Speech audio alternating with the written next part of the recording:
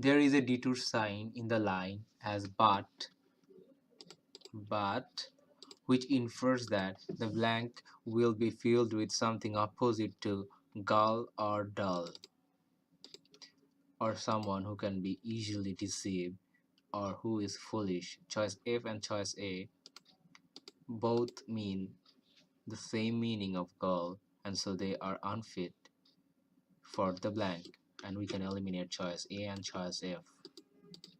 In a relevant sense, naive and callow may have a possibility to fit in the blank, but they mean lacking of experience, which is also contradict with the blank and not give the opposite meaning of gull or opposite sense of gull.